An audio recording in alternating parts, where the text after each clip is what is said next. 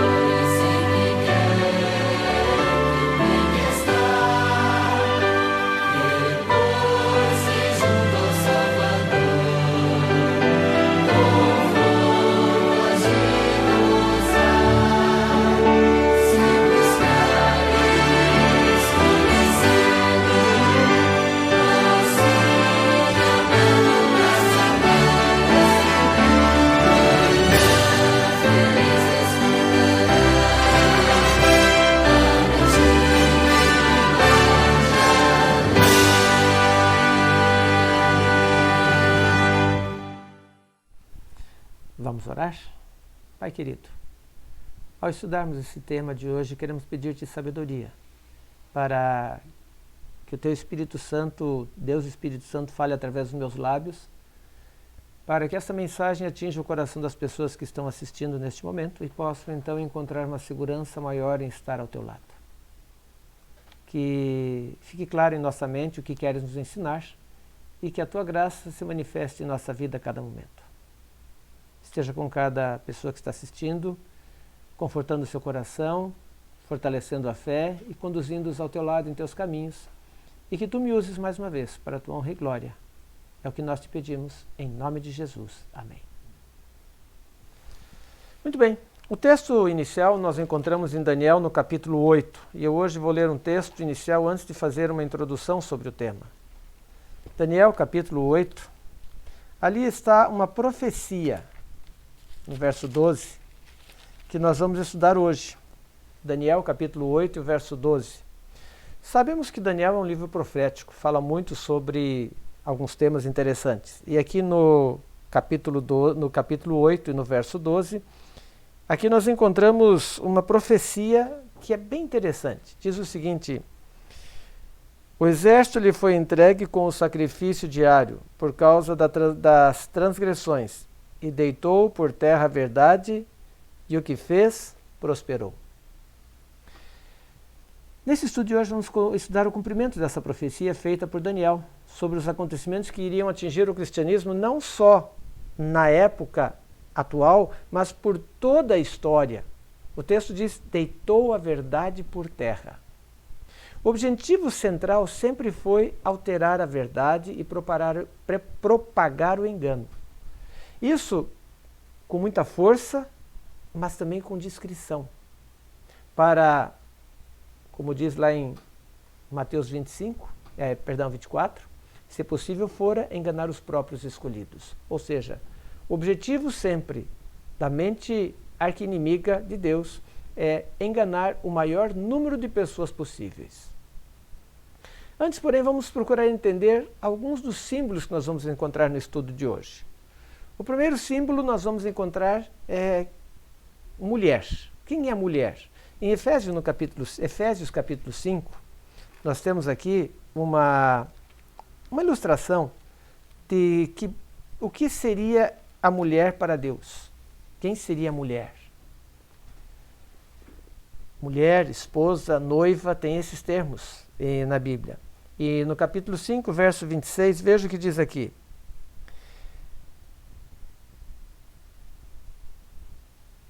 Efésios, capítulo 5, verso 26.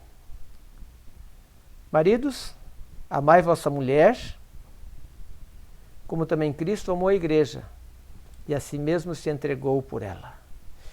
E no verso 32 diz: grande é o mistério, mas eu me refiro a Cristo e à igreja. Perdão, é o verso 25, não 26, 25. Maridos, amai vossa mulher, como também Cristo amou a sua igreja, e a si mesmo se entregou por ela. E depois no verso 32, grande é esse mistério, mas eu me refiro a Cristo e à igreja. Então aqui nós vemos que mulher, esposa, é comparada à igreja do Senhor. Deus usou como exemplo a união matrimonial entre homem e mulher, entre marido e mulher, marido e esposa, para ilustrar a união dele com a igreja, onde a igreja somos nós, é o povo de Deus, e ele é o marido.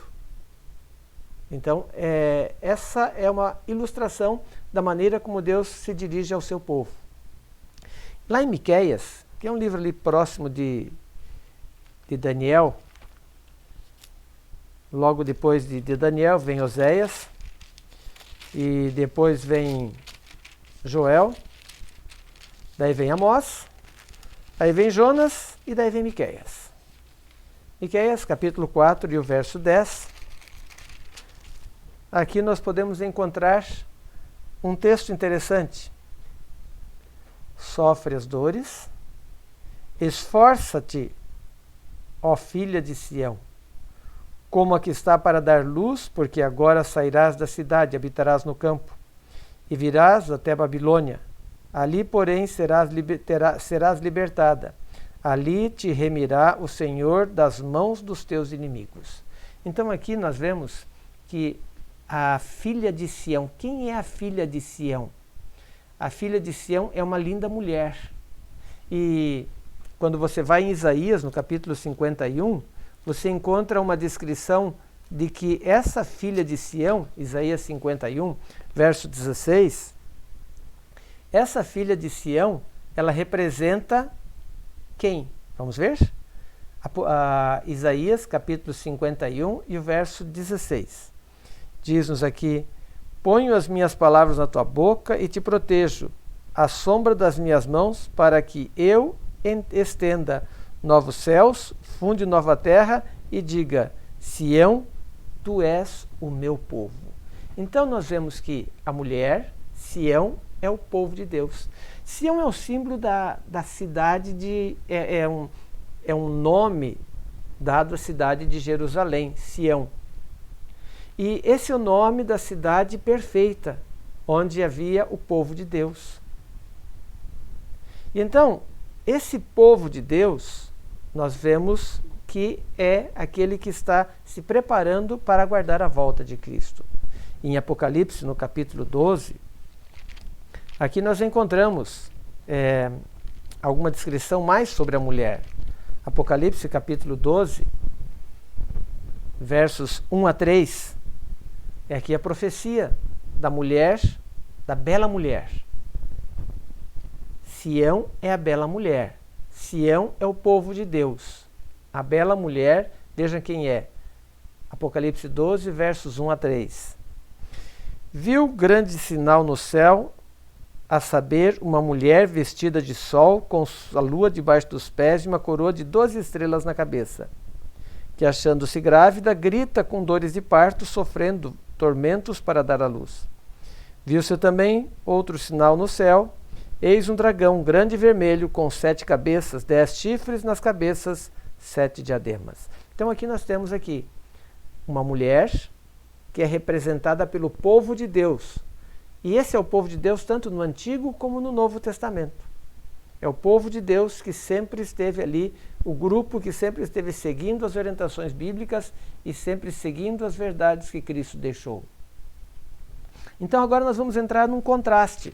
Em Apocalipse, no capítulo 17, no verso 1 e 2, aqui tem o contraste. Aqui nós temos uma mulher vestida de sol, certo? Uma mulher bonita, uma mulher linda, certo? E aqui no verso 17, agora nós vamos ver outra descrição de outra mulher.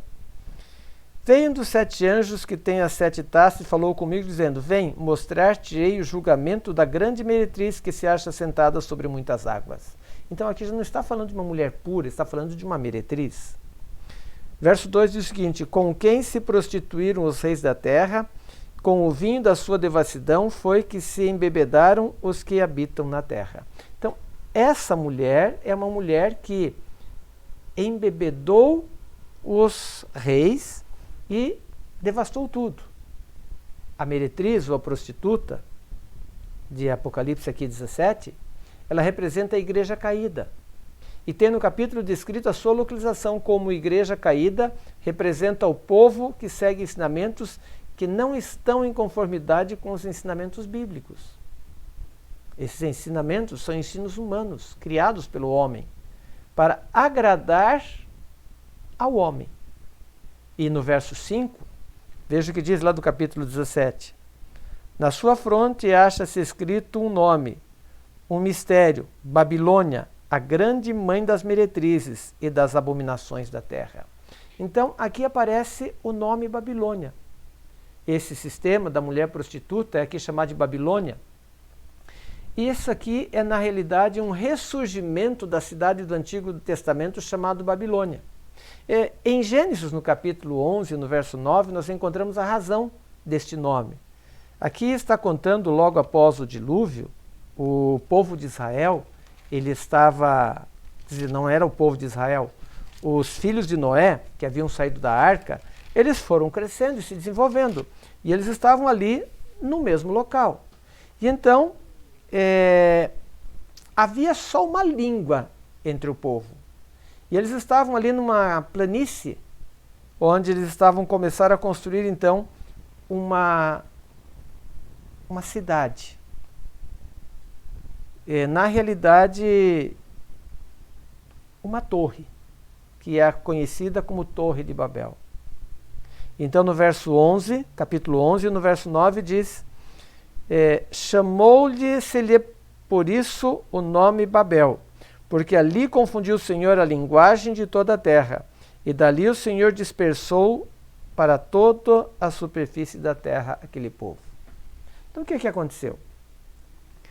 O povo se reuniu para construir uma torre, e o objetivo era chegar às alturas, porque eles queriam fugir para um possível dilúvio futuro. Eles não acreditaram no concerto que Deus havia feito, que não destruiria mais a terra com água. Mas o que aconteceu então? Deus fez com que as pessoas tivessem uma confusão de línguas.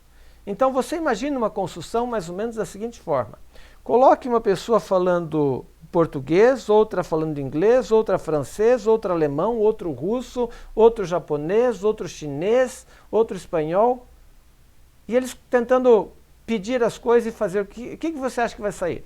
Uma confusão. Exatamente. Foi isso que aconteceu ali. Até naquele momento, quando havia uma só língua, tudo era bem, mas aí Deus fez essa confusão.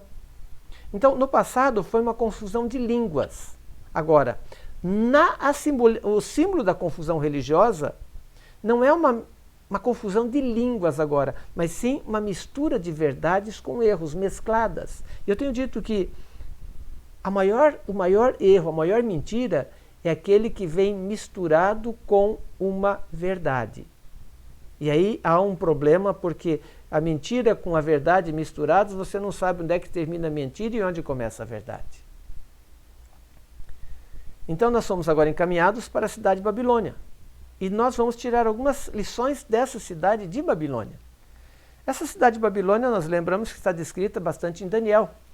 Daniel, no capítulo 4, verso 30, que foi a cidade para onde Daniel foi enviado, depois que Nabucodonosor tomou Jerusalém. Então, no capítulo 4 de Daniel, e no verso 30, ali tem um incidente bastante interessante, envolvendo o rei Nabucodonosor da Babilônia. Daniel capítulo 4 e o verso 30. E falou o rei e disse: não é esta grande Babilônia que eu edifiquei para a casa real, com o meu grandioso poder e para a glória da minha majestade? Babilônia é uma cidade que foi construída por um rei para a glória dele, ou seja, uma coisa humana. A Babilônia espiritual, um povo, não uma cidade, que usa um sistema feito por homens e que foi criado especialmente para enganar os homens. Então aqui nós percebemos que há um enaltecimento da cidade de Babilônia. Então vejamos algumas atitudes dos povos pagãos nos mostrando a adulteração da verdade, do verdadeiro culto através dos tempos. Essa igreja, aliás, esse povo que faz parte da Babilônia, que é uma mistura da verdade com o erro. Então vejamos algumas coisas. Em Jeremias capítulo 51 e o verso 47, Jeremias é pertinho aqui de Daniel, capítulo 51 e o verso 47. E aqui então, falando sobre a queda de Babilônia, verso 47 de 51 de Isaías diz o seguinte: portanto, eis que vem dias em que castigarei as imagens esculpidas da Babilônia. Toda a sua terra será envergonhada e todos os seus cairão traspassados no meio dela. Então, aqui, o que é que a gente está vendo aqui? Uma descrição do que havia na antiga Babilônia. O que é que havia lá? Deuses feitos por mãos humanas, feitos por homens. Eles eram representados por ídolos. Na Babilônia, na cidade de Babilônia. Nós percebemos que isso também aconteceu na Babilônia espiritual, onde existem deuses feitos por mãos humanas. Então aqui nós temos uma indicação da adoração a ídolos. Em Ezequiel, no capítulo 8, Ezequiel é um livro logo depois de Jeremias, tem Lamentações, e vem Ezequiel, no capítulo 8, Nós temos, quando o povo de Israel, Ezequiel descreve o cativeiro babilônico, então nós vemos o povo, a razão pela qual Judá foi para o cativeiro. Então aqui no verso 14 nós vemos uma descrição do que aconteceu.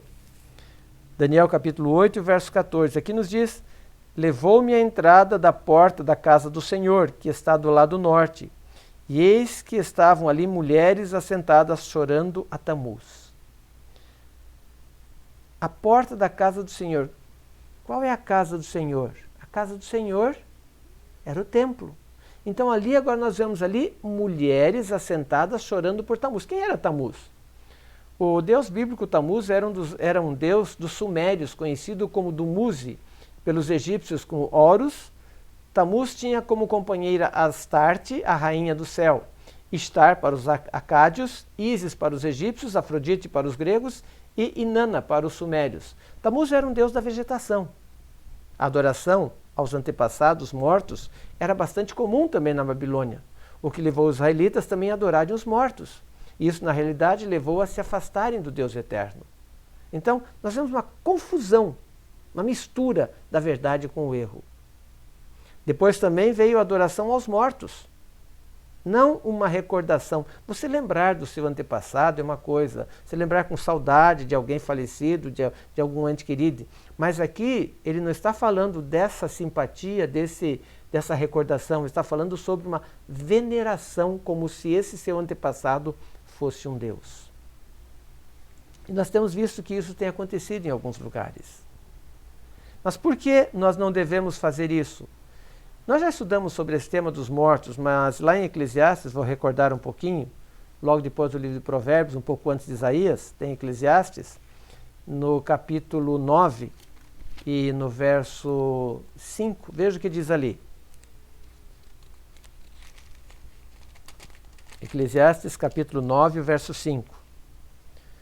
Porque os vivos sabem que vão morrer, mas os mortos nada sabem. Nem tampouco terão eles recompensa, porque a sua memória jaz no esquecimento. Então, a adoração dos mortos é totalmente contrária aos ensinamentos bíblicos. Como já vimos anteriormente, pois os mortos nada sabem. A sua memória jaz no esquecimento. Não tem força, nada disso pode acontecer. Então, aqui nós vemos algumas mudanças que ocorreram. Adoração aos ídolos, veneração pelos mortos. Então vamos lá, vamos mais um pouquinho em frente. Apocalipse 17. Vamos voltar lá para a prostituta. Prostituta de Apocalipse 17. Agora vamos ver os versos 12 a 14. Os 10 chifres que vistes são 10 reis, os quais ainda não receberam reino, mas recebem autoridade como reis e com a besta durante 1 hora. Tem estes um só pensamento e oferecem à besta o poder e a autoridade que possuem, pelejarão contra o cordeiro, e o cordeiro os vencerá, pois é o Senhor dos senhores e o Rei dos reis. Vencerão também os chamados eleitos e fiéis que se acham com ele. Então, aqui, Babilônia espiritual, ela vai se encarregar de tentar unir a humanidade em torno de um objetivo comum, em torno de um sistema de adoração também comum, e onde será separado um dia especial para ser observado como um dia de adoração e louvor. E isso tem como objetivo unir-se para tentar derrotar ao povo de Deus e ao Cordeiro. Então, esse é o objetivo da Babilônia espiritual. É deturpar a verdade para enganar o povo de Deus e fazê-los chegar próximos da perdição. E então no capítulo 18, no verso 1, vem o nosso conforto. Depois dessas coisas, vi descer do céu outro anjo que tinha grande autoridade, e a terra se iluminou com a sua glória. Notem que apesar desse movimento se propagar, crenças deturpadas, uma crença comum que chama-se a criação do homem, precisa ficar firme em nossa mente. Deus não vai deixar que aqueles que sinceramente o buscarem, sem uma atenção especial. Por isso, o anjo note, o anjo vem com autoridade, fazendo o quê? Iluminando a toda a terra. Para que no momento da crise final, o povo de Deus se ache fortalecido nos momentos difíceis. E então continua, dizendo nos versos 2 a 5 do capítulo 18. Então exclamou com potente voz, dizendo: Caiu, caiu a grande Babilônia e se tornou morada de demônios, covil de toda espécie de espírito imundo e esconderijo de todo gênero de ave imunda e detestável. Pois todas as nações têm bebido do vinho do furor da sua prostituição. Com ela se prostituíram os reis da terra, também os mercadores da terra se enriqueceram às custas da sua luxúria. Ouvi ainda outra voz do céu dizendo: Retirai-vos dela, povo meu, para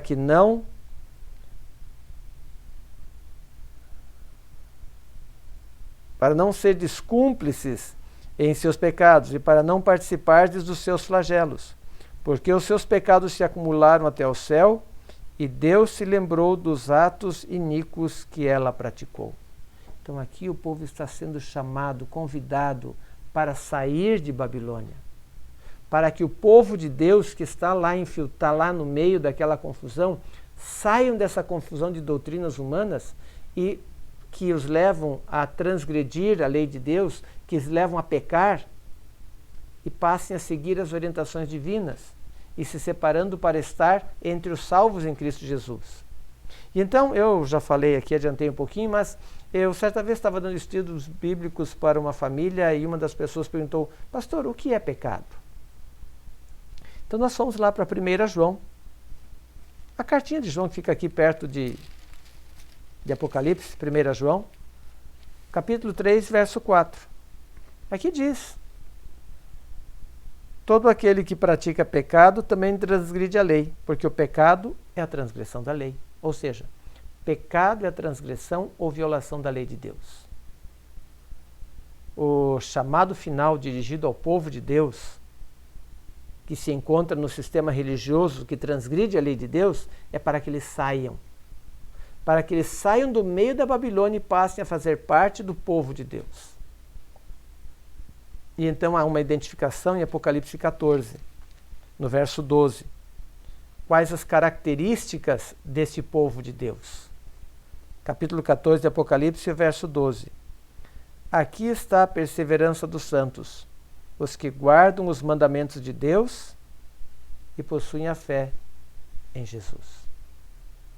Essa é a característica, essa é a descrição característica do povo de Deus nos últimos dias. São os que guardam os mandamentos de Deus e possuem a fé em Cristo Jesus.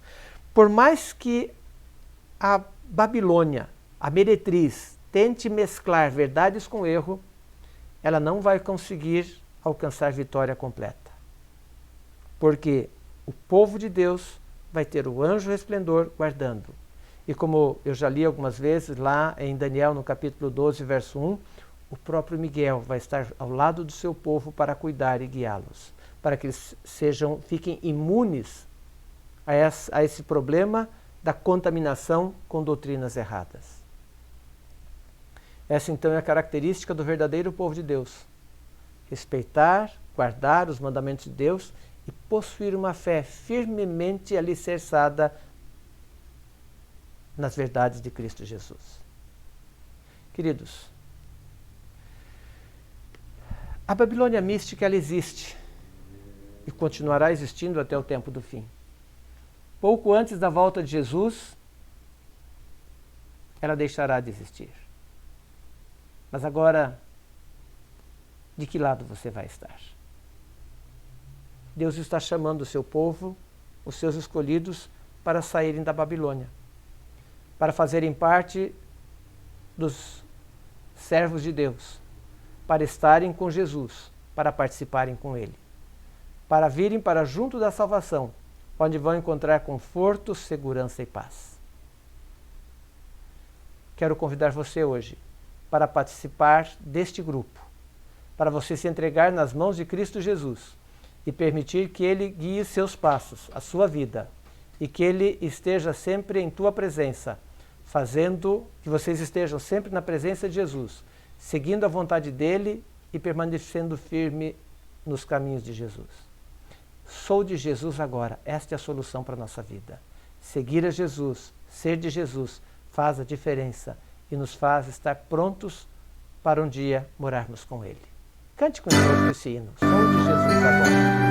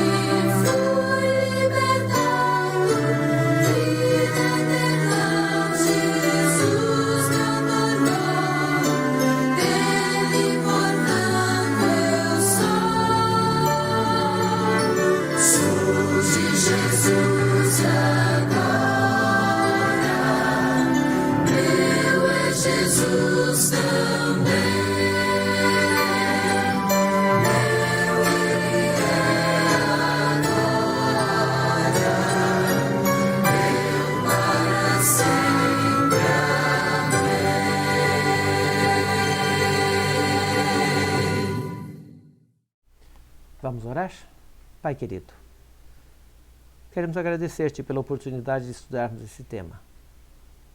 E queremos agradecer-te também por estares nos chamando para sair da Babilônia espiritual e morarmos na Sião, cidade santa, que estás preparando para nós. Que cada um dos que estão assistindo aqui hoje essa programação possam aceitar este convite e plenamente se entregar em tuas mãos para viver em tua presença. Permanece conosco, guiando-nos ao teu lado, fortalecendo a nossa fé e instruindo-nos também em teus caminhos e guardando-nos em tua presença. Que a tua graça se manifeste em nossa vida a cada dia e que possamos estar prontos e preparados para morar contigo quando voltares a este mundo. Queremos nos colocar em tuas mãos e eu quero colocar cada pessoa que está aqui assistindo em tuas mãos para que tu o conduzas em teus caminhos e o faço em nome de Jesus. Amém. Obrigado por ter participado do nosso culto de hoje. Obrigado pelo carinho e pela participação. Que você possa estar conosco sempre. E se você gostou, compartilhe essa mensagem. Se você tem amigos, envie para eles. Se você está assistindo no YouTube, inscreva-se no nosso canal se não é inscrito ainda, mas divulgue essa mensagem para que mais pessoas possam conhecer essa palavra e possam aprender e conhecer mais a respeito do grande e maravilhoso Jesus. Uma boa semana para você. Que Deus abençoe, que você tenha uma noite tranquila de repouso e uma semana maravilhosa e abençoada na presença de Cristo Jesus. Que Deus o guarde.